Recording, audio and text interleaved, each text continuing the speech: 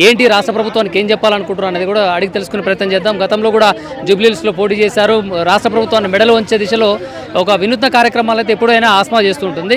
OU నిరుద్యోగి, ఓయూలో చదువుతున్నటువంటి student, ఆమెను అడిగి తెలుసుకునే ప్రయత్నం చేద్దాం. మేడం నమస్తే, చెప్పండి ఏంటి ఈ రోజున ఇందిరా పార్క్ చౌక్ వద్ద ధర్నా నిర్వహిస్తున్నారు, ఆవేదన సభ అని పెట్టారు. ఏంటి మీ ఆవేదన? ఎంతమంది వచ్చిర్రు? ఎంతమంది ఆస్మా వెనకాల ఉన్నటువంటి నిరుద్యోగులందరూ కూడా ఏ ఇన్స్టిట్యూట్ నుంచి వచ్చారు? మా వెనకాల ఉన్న నిరుద్యోగుల లిస్ట్ చెప్తే నెక్స్ట్ టైం వాళ్ళని ఇబ్బంది పెడతారు కాబట్టి వచ్చారు. చాలా మంది నిర్బంధించారు కదా, మొత్తం దిల్సు నగర్ లో, అశోక్ నగర్ లో, చిక్కడపల్లి లైబ్రరీలో. అసలు పర్మిషన్ ఎందుకు ఇచ్చిర్రు? మళ్ళీ మీరే పోయి వాళ్ళని ఎందుకు నిర్బంధిస్తున్నారు? నాకు అర్థం కావట్లేదు. మేము అడిగినామా? ఇవ్వము, పర్మిషన్ ఇవ్వమని చెప్తే అయిపోవు కదా. అంటే నిరుద్యోగుల ప్రోగ్రామ్ని అటర్ ఫ్లాప్ చేద్దాం అనుకున్నారా, లేకపోతే మీరు భయపడుతున్నారా? మాకు మీరు భయపడుతున్నారా అని అర్థమవుతుంది. ఈ భయం ఇట్లే ఉంచుకోరు, ఇట్లే ఉంచుకొని June 2 వరకు మీరు నోటిఫికేషన్స్ ఇవ్వాలి. ఇవ్వకపోతే మాత్రం ఖబర్దార్ విద్యాశాఖ మంత్రికే చెప్తున్నాం. ముఖ్యమంత్రి పదవి మాకు అవసరం, విద్యాశాఖ మంత్రికే చెప్తున్నాం. మీకు ఏమాత్రం నిరుద్యోగుల పైన అభిమానం ఏమన్నా ఉంటే, కృతజ్ఞత భావం ఉంటే June 2 వరకు నోటిఫికేషన్స్ ఇవ్వండి. ఆస్మా చేసే పోరాటానికి రాష్ట్ర ప్రభుత్వమే భయపడుతుందా? ఆస్మా చేసే పోరాటానికి భయపడుతుందా పడదా అనుకుంటే ఇదే ఎగ్జాంపుల్ చెప్తా. సరే, నేను పర్మిషన్ తీసుకున్నా, నాకు ఇచ్చినట్టే ఇచ్చిర్రు. నిరుద్యోగులు ఎందుకు బంధించారు? మరి భయం లేదు కదా మీకు? మరి ఏదైనా ఒక్కరితోనే మొదలవుతుంది. చెప్తున్నా, తెలంగాణ ఉద్యమమైనా ఒక్కరితోనే మొదలైంది. రేవంత్ రెడ్డి ఆల్రెడీ ఈ గవర్నమెంట్ని తేవడం కోసం కూడా ఒక్కరే పోరాటం చేశారు. అట్లాంటప్పుడు ఇది కూడా నాతోటే మొదలైంది అనుకోవచ్చు కదా, నాతోటే కొంచెం సాధ్యపడవచ్చు అనుకోవచ్చు కదా, నా ప్రయత్నం అయితే నేను చేస్తున్నా అనుకోవచ్చు కదా. నిరుద్యోగ సంఘాలు కొంతమంది, చాలా మంది ఎవరికి వాళ్ళు నిరుద్యోగ సంఘం అని చెప్పేసి పెట్టుకున్నారు, జేఏసీ అని పెట్టుకున్నారు. వాళ్ళందరికీ మీరు ఇన్ఫర్మేషన్ ఇచ్చిరా? అందరికీ తెలుసు. ఒకటి, ఇది కావాలని బొట్టు పెట్టి పిలవడానికి ఇది ఒకరికి సంబంధించిన ఉద్యోగం కాదు, నా ఇంట్లో ఫంక్షన్ కాదు, నా పెళ్లి కూడా కాదు. ఒక ప్రోగ్రామ్ అనౌన్స్మెంట్ వచ్చినప్పుడు అందరు కలిసికట్టుగా రావాలి. లేదు నేను పిలుస్తూనే వస్తా అంటే నువ్వేం నిరుద్యోగివి అసలు? నువ్వు రానప్పుడు నిరుద్యోగుల గురించి, ఉద్యోగాల గురించి నువ్వు ఆలోచించొద్దు, ఎక్కువ మాట్లాడొద్దు. ఇక ఏంటి మీ ప్రధాన డిమాండ్ ఏంటి? ఇప్పుడు ఒకవేళ మీరు చేస్తున్నటువంటి ఆవేదన దీక్షకు కూడా ప్రభుత్వం స్పందించలేదు, మిమ్మల్ని పట్టించుకోవట్లేదు అనుకోండి, భవిష్యత్ కార్యాచరణ ఏంటి? ఆస్మా చేయబటువంటి నెక్స్ట్ రూపకల్పన ఏ విధంగా ఉంటుంది? అప్పుడు తెలంగాణ రాష్ట్రం కోసం ఎట్లా చేసినాం? వంట వార్పులు, రాస్తారోకోలు, ధూమ్ధాంలు, ఇప్పుడు కూడా అవి జరుగుతాయి. నిరుద్యోగుల ధూమ్ధాం, నిరుద్యోగుల వంట వార్పు, నిరుద్యోగుల రాస్తారోకో. ట్యాంక్ బండ్ మీద మీరు అప్పుడు ఎట్లా నడిచిరో, మిలియన్ మార్క్స్లు ఎట్లా వేసిరో, మేము కూడా అట్లా చేస్తాం. తెలంగాణ అంటే రాష్ట్రానికి సంబంధించింది కాబట్టి యావత్ ప్రపంచం యావత్తులో ఉన్నటువంటి రాష్ట్ర ప్రజలందరూ పార్టిసిపేట్ అయ్యారు. ఇది కూడా నిరుద్యోగ సమస్యను కూడా రాష్ట్రం మొత్తం కూడా అంత ఉవ్వెత్తున లేసది అనుకోవచ్చా? ఎందుకు లేవదు అనుకోవాలి? ఎందుకంటే తెలంగాణ రాష్ట్రం పేరెత్తుకొని నీళ్లు నిధులు నియామకాలను మాట్లాడారు కదా, ఆ నియామకాల కోసమే ఇప్పుడు మాకు కొట్లాట. లేకపోతే ఆ తెలంగాణ రాష్ట్రమే వద్దనుకుందాం మేము, అంతే. ఇప్పుడు నిధులు నియామకాలు అన్నందుకే మేము బాగుపడతాము, మాకు ఉద్యోగాలు వస్తాయి, మాకు నీళ్ళు వస్తాయి, నిధులు వస్తాయి అని అనుకున్నాం కాబట్టి ఆ రోజు తెలంగాణ రాష్ట్రాన్ని తెచ్చుకున్నాం. ఈ మోడీ అన్నప్పుడు తెలంగాణ రాష్ట్రం కూడా వద్దు మాకు. కాంగ్రెస్ నాయకులు ఏమంటారు అంటే ఆస్మా ఇంకొంతమంది వాళ్ళంతా అసలైన నిరుద్యోగులే కానే కాదని చెప్పేసి అంటారుగా. వాళ్ళకి సిగ్గుచారం ఉండాలి కొంచెం అన్న. వాళ్ళు ఫస్ట్ నాయకులో లేదో నాకు తెలియదు. ఊకే నన్ను పర్సనల్ అటాక్ చేయకుర్రి. నిరుద్యోగుల గురించి మాట్లాడేటప్పుడు నిరుద్యోగుల గురించే మాట్లాడండి. నిరుద్యోగులే కాదంటారు అని అంటున్నాను. అదే చెప్తున్నా కదా, కాదని ఎట్లా అంటారు? కాదని అన్నోళ్ళకి నేను ఒకటే సమాధానం చెప్తా. ఏ అర్హత పరీక్ష నేను క్వాలిఫై కాలేదో చెప్పండి. ఇంకే పరీక్ష రాస్తే నేను నిరుద్యోగులు అయితే చెప్పండి. ఇంకొకటి, నిరుద్యోగి కాదు అన్నోళ్ళకి నేను ఆన్సర్ ఇచ్చిన, ఇంకా చెప్పుతోన కొట్టుడు ఒకటే బాగుంది. నా జోలికి రాకండి అనవసరం. ఈ రోజు ఈ యొక్క ఆవేదన సభకు వచ్చిన వాళ్ళు కూడా పెయిడ్గా ఉన్నారని చెప్పేసి కొంతమంది అనుకుంటారు అక్కడక్కడ.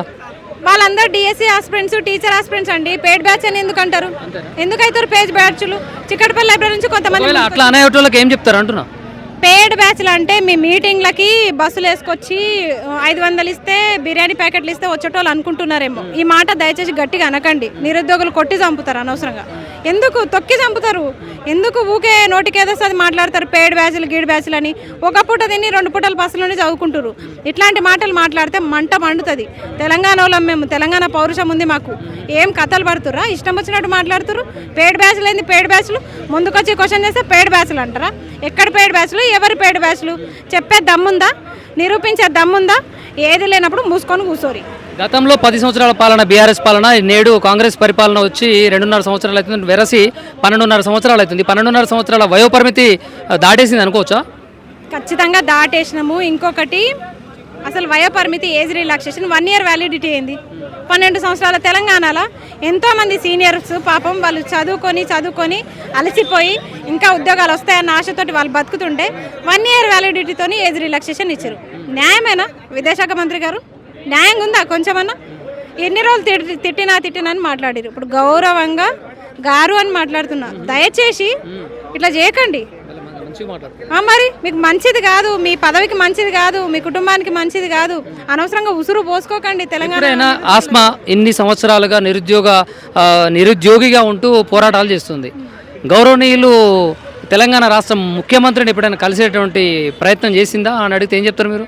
చెయ్యని ప్రయత్నం లేదు అని చెప్తా. వాస్తవం చెప్పండి. వాస్తవమే, చెయ్యని ప్రయత్నం. సామాన్యులకి అపాయింట్మెంట్ ఇస్తున్నాను అంటారు కదా, మీకెందుకు ఇవ్వట్లేదు? మరి ఎందుకు ఇవ్వట్లేదు? సరే ఆస్మ కంటే ఇవ్వలేదు, మిగతా ఏ నిరుద్యోగులు లేరా? సరే నేనంటే గట్టిగా కొంచెం మాట్లాడినేమో, నేనంటే కోపం ఉందో, నేనంటే గిట్టనేమో. సరే నేనంటే గిట్టనప్పుడు మిగతా 30 లక్షల మంది నిరుద్యోగులు ఉన్నారు. వినతి పత్రం ఇస్తే చాలు కదా, పరిష్కరిస్తున్నా అంటారు కదా. ఇక్కడ మా వినతి పత్రం లేని ఏదన్నా సచివాలయం ఉందా, ఏదన్నా ఆఫీస్ ఉందా చెప్పండి. ఎక్కడ లేదు మా వినతి పత్రం. భవిష్యత్ కార్యాచరణ చెప్తున్నా కదా, ధూమ్ధామ్, రాస్తారోకు, వంట వార్పు. జూన్ 3 రోజే ఇదే మీడియా సాక్షిగా అందరినీ పిలిచి అనౌన్స్ చేస్తాం ఏ డేట్ రోజు ఏం చేస్తాం అనేది. రైట్, ఇది చూస్తున్నాం. ఆస్మా చేస్తున్నటువంటి పోరాటం న్యాయమైంది. తెలంగాణ రాష్ట్ర వ్యాప్తంగా ఉన్నది. తెలంగాణ రాష్ట్రాన్ని సాధించుకున్నది నిధులు నియామకాలని చెప్పే అంశం మీద తెలంగాణ రాష్ట్రాన్ని సాధించుకున్నాం. ఇదే క్రమంలో నిరుద్యోగులకి ఉద్యోగ అవకాశాలు నోటిఫికేషన్లు రావాలని చెప్పేసి కూడా ఆస్మాతో పాటు అంటే నిరుద్యోగులు ఎంతోమంది కూడా పోరాటం చేస్తున్నారు. మాకు అవకాశాన్ని కల్పించాలని, నోటిఫికేషన్లు వేయాలని చెప్పేసి కూడా చెప్తున్నటువంటి పరిస్థితి. ఒకవేళ ప్రభుత్వం కనుక మా యొక్క మాటని, మా యొక్క వినతిని వినిపించుకోనట్లయితే మీ యొక్క ఉద్యమాన్ని తెలంగాణ ఉద్యమం మాదిరిగా ఉధృతం చేస్తామని చెప్పేసి చెప్తున్నటువంటి ఆస్మా నిరుద్యోగులకు అండగా ఉండడానికి ఈ రోజున ఇందిరా పార్క్ చౌక్ వద్ద చేస్తున్నటువంటి నిరుద్యోగులంతా ఐక్యమంగా నిరుద్యోగుల ఆవేదన సభ నిర్వహించారు. ఈ సభకు మద్దతుగా నిలవడానికి తెలంగాణ రాష్ట్ర సేన పార్టీ తరపు నుంచి రామంతపూర్కు చెందినటువంటి సుధారాణి మహిళా నాయకురాలు వచ్చారు. వారిని అడిగి తెలుసుకునే ప్రయత్నం చేద్దాం. ఏం జరుగుతుంది, నిరుద్యోగులకి సంబంధించినటువంటి అంశం అనేది అడుగుదాం. చెప్పండి మేడం, మీరు ఈ రోజున ఆవేదన సభకు వచ్చారు. ఏం చెప్పాలనుకుంటారు రాష్ట్ర ప్రభుత్వానికి, సీఎం రేవంత్ రెడ్డిగా ఒకటే చెప్పాలనుకుంటున్నాను. నిరుద్యోగులకు మీరు ఏదైతే వాగ్దానం చేసి 2 లక్షల ఉద్యోగాలు ఇస్తామని మీరు గద్దెనెక్కినరు, ఈరోజు నోటిఫికేషన్స్ ఇవ్వకుండా, వాళ్ళకి ఉద్యోగాలు ఇవ్వకుండా మిమ్మల్ని ప్రశ్నిస్తే అక్రమంగా కేసులు వేసి వాళ్ళని అన్యాయంగా అరెస్టులు చేసి వాళ్ళ మీద ఒత్తిడి తీస్తున్నారు. పక్క దేశమైన మన నేపాల్ చూసుకున్నట్టయితే జెంజీస్ అందరు కలిసి ఉరికిచ్చి కొట్టిండ్రు, ప్రభుత్వాలను కూలగొట్టిండ్రు. ఆ స్థితిని తెచ్చుకోవద్దని రేవంత్ రెడ్డికి చెప్తున్నాను. ఈరోజు ఈ నిరుద్యోగులు జెంజీస్ అందరూ కలిసి ఏకమైతే మీ బొక్కలు కూడా మిగిలాయని నేను ఒకటే హెచ్చరిస్తున్నాను. ఎందుకు ఇప్పుడు కాంగ్రెస్ ప్రభుత్వం అధికారంలోకి వచ్చిన తర్వాత 70,000 ఉద్యోగాలు ఇచ్చామని చెప్పి ఎల్బీ స్టేడియంలో నియామక పత్రాలు కూడా ఇచ్చినటువంటి దాఖలాలు ఉన్నాయి. చూపించమని చెప్పండి. ఉద్యోగాలు ఇచ్చిందని చెప్తున్నారు కదా, ఎవరికి ఇచ్చిండ్రు? ప్రూఫ్లు ఏవి చూపించండి. ఎన్ని ఉద్యోగాలు ఇచ్చారు, ఎన్ని అమ్ముకున్నారు, ఎంతమందికి మీ వాళ్ళకి, మీ పార్టీకి సంబంధించిన వాళ్ళకి అమ్ముకున్నారో చూపించమని అడుగుతున్నాను. ఇంకొకటి ఏంటంటే ఈరోజు చూసినట్టయితే సూర్యకాంత్ గారు ఏమంటారంటే నిరుద్యోగులని ఒక కాక్రోచ్తో పోలుస్తున్నారు. కాక్రోచ్తో పోల్చడానికి అసలు నీకు నోరెలా వచ్చిందని అడుగుతున్నాను. ఒక భారత న్యాయ వ్యవస్థకి, ధర్మాసనానికి నువ్వు పాలిస్తున్నోడివి, నీకు ఆ మాట ఎలా వచ్చిందని అడుగుతున్నాను. ఈరోజు నిరుద్యోగులు ఎన్ని ఇబ్బందులు ఎదుర్కొంటున్నారంటే వాళ్ళు తల్లిదండ్రులని పెంచలేక, ఇటు పెళ్ళిళ్ళు చేసుకోలేక, ఇంకొకటి వాళ్ళు బ్రతకలేక సూసైడ్లు చేసుకొని చెడ్డ అలవాట్ల కంటే చెడు వ్యసనాలకి వాళ్ళు గురవుతున్నారు. ఏ విధంగా అంటే వాళ్ళకి ఉద్యోగం లేకపోతే ఏం మానసికంగా బాధపడి తాగుడికి అలవాటు పడుతున్నారు, డ్రగ్స్ తీసుకుంటున్నారు. ఇప్పుడు చూసినట్టు ఈజీ మనీ అనేసి వాళ్ళు యాప్లలో గేమ్లు ఆడుతున్నారు, అట్లా డబ్బులు పోగొట్టుకుంటున్నారు. ఇవన్నిటికీ కారణం ఈ ప్రభుత్వం కాదా అని అడుగుతున్నాను, రేవంత్ రెడ్డిని అడుగుతున్నాను. ఏదైతే మీరు 2023లో సరూర్ నగర్లో ఒక యూత్ డిక్లరేషన్ అని ఒక సభ పెట్టినావు, సిగ్గుందా అసలు? అప్పుడు నువ్వేమని చెప్పినావు గుర్తుందా? ప్రియాంక గాంధీ ఏమని చెప్పింది?